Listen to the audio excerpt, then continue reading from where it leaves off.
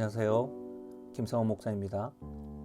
오늘 말씀은 요한복음 13장 18절에서 30절까지의 말씀입니다.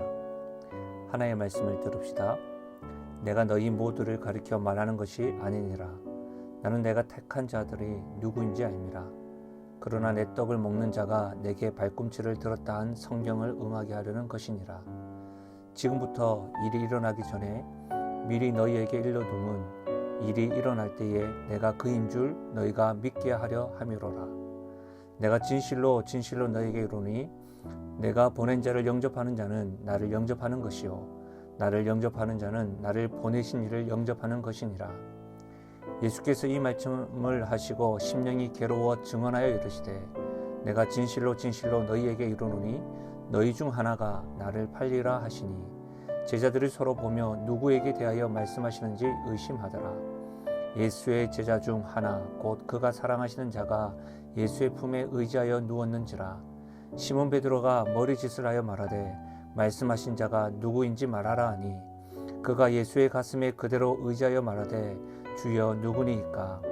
예수께서 대답하시되 내가 떡 한 조각을 적셔다 주는 자가 그니라 하시고 곧 한 조각을 적셔서 가룟 시몬의 아들 유다에게 주시니 조각을 받은 후 곧 사탄이 그 속에 들어간지라.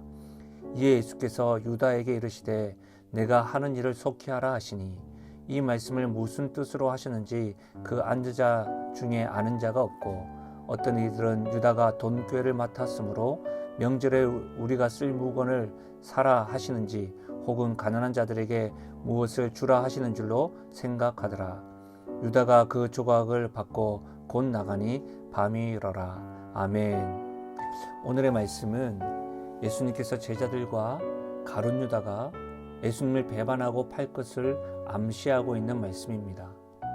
제자들과 가룟 유다 그리고 오늘 믿음으로 살아가는 성도들에게 바라시는 예수님의 마음을 중심으로 살펴보면서 은혜를 누리고 기도 제목을 발견하기를 원합니다.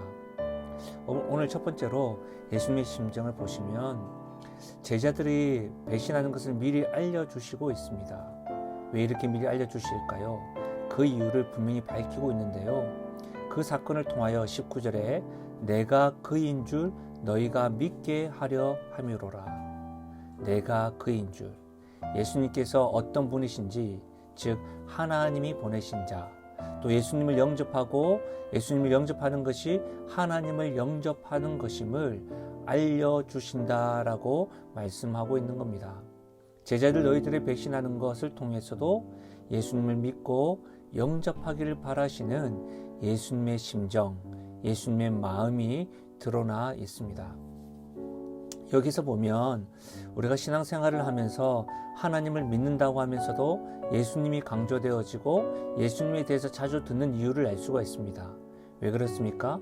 예수님은 보이지 않는 하나님을 믿고 알기 위해서는 예수님을 믿고 알게 되면 하나님을 믿고 하나님을 알게 되는 것을 보여준다는 사실이죠.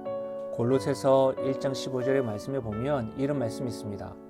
그는 보이지 아니하는 하나님의 형상이시요 모든 피조물보다 먼저 나신 이시니 보이지 않는 하나님, 하나님의 형상 되시는 예수님을 믿을 때에 우리는 하나님을 믿게 되는 것이고 예수님을 영접할 때에 하나님을 영접하는 것입니다.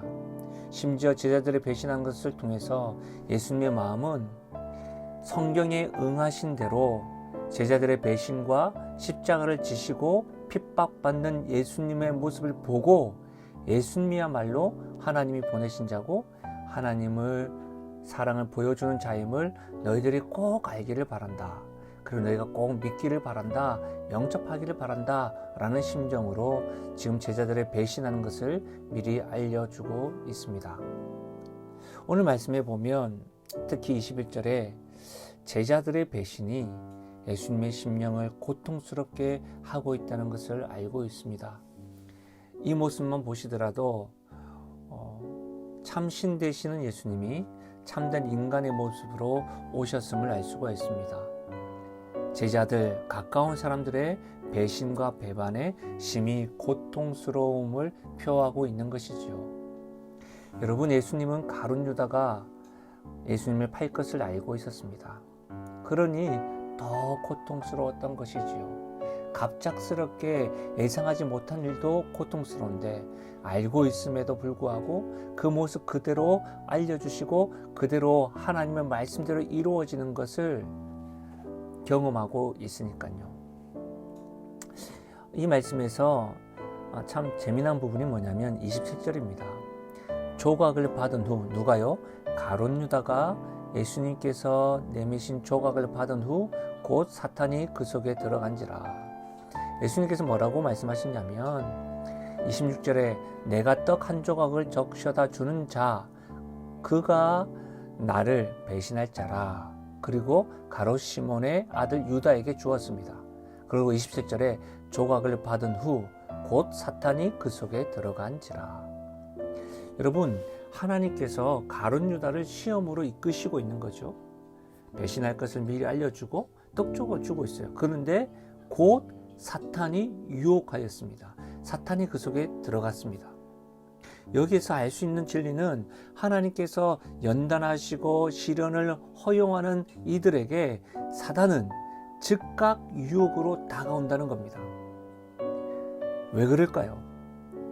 혼란케 하고 거짓으로 그들을 속여서 하나님과의 관계를 끊어버리기 위함인 것이죠. 명심하십시오. 지난주에 말씀한 대로 하나님께서는 하나님을 신뢰하고 하나님의 말씀에 순종할 것을 기대함으로 우리들에게 시련과 연단으로 시험으로 이끄십니다. 그때 사단은 하나님이 기대하는 사람에게 즉각 유혹합니다. 하나님을 기대하는 사람을 사탄은 유혹합니다. 왜요? 혼란케 하기 위해서. 그때 우리는 하나님의 기대하심을 바라고 하나님께 은혜를 구해야 하는 것이죠. 그런데도 안타깝게도 가룟 유다는 사탄의 유혹에 넘어가고 맙니다. 만약 가룟 유다가 예수님의 떡 한 조각을 받고 예수님께 그의 계획의 상태와 또 계획을 바로 아뢰고 회개했다면 어땠을까요? 회개할 기회였음에도 불구하고 예수님의 말씀을 무시하고 자기의 계획의 걸음으로 걷는 모습이 너무 안타깝습니다.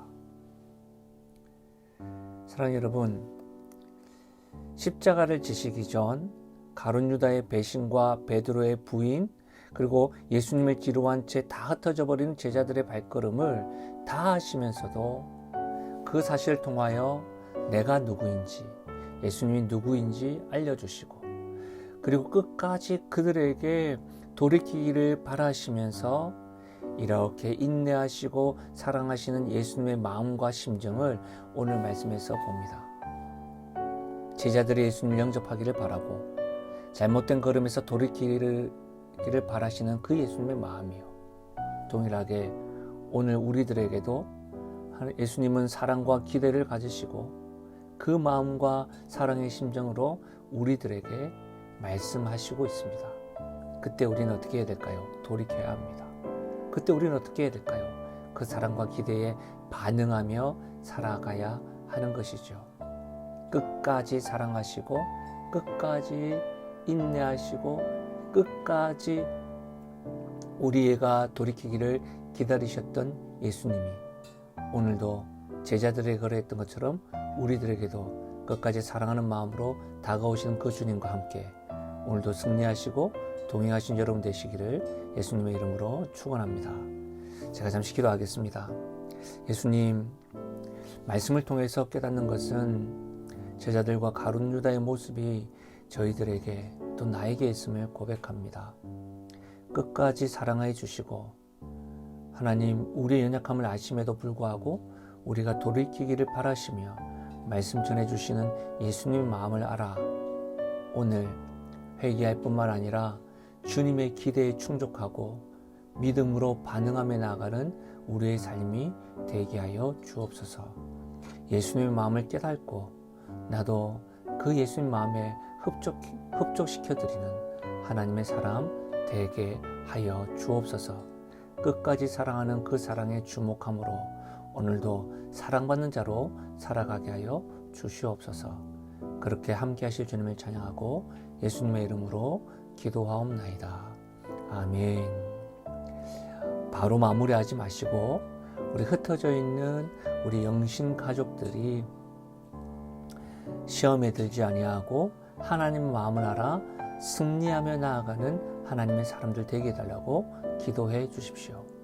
환우들을 위해서 기도해 주십시오. 주변에 넘어져 있고 유혹에 쓰러 있는 자들을 위해서 기도해 주십시오. 교회 환경 개선을 위해서도 함께 기도해 주십시오. 오늘 저녁 수요 기도회를 위해서도 함께 기도하시고 개인 기도하시고 마무리하시면 되시겠습니다. 오늘 하루도 주님의 샬롬이 가득하기를 예수님의 이름으로 축복합니다.